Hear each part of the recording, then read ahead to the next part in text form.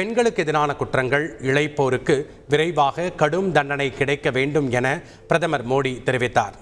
சுதந்திர தின விழா உரையில் பேசிய அவர், பெண்கள் மீதான பாலியல் வன்கொடுமைகள் மற்றும் வன்முறை சம்பவங்கள் நிகழும் போது அது பரவலாக விவாதிக்கப்படுவதாகவும், ஆனால் இப்படிப்பட்ட அசுரத்தனமான போக்கு கொண்ட ஒருவர் தண்டிக்கப்படும் போது அது குறித்த செய்திகள் பார்க்கப்படுவதில்லை, மாறாக ஒரு மூலையில் கட்டுப்படுத்தப்படுவதாக பிரதமர் தெரிவித்தார்.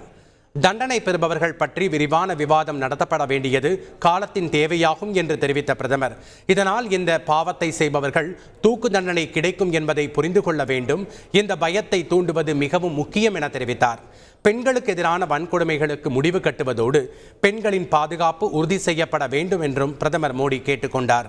மேற்கு வங்க மாநிலம் கொல்கத்தாவில் பெண் பயிற்சி மருத்துவர் பாலியல் வன்கொடுமைக்கு ஆளாக்கப்பட்டு கொலை செய்யப்பட்ட விவகாரம் நாடு முழுவதும் விவாத பொருளாகி உள்ள நிலையில் அதனை மறைமுகமாக குறிப்பிட்டு பிரதமர் மோடி பேசியது குறிப்பிடத்தக்கது. செய்திகளை உடனுக்குடன் தெரிந்து கொள்ள உடனே சப்ஸ்கிரைப் பண்ணுங்க.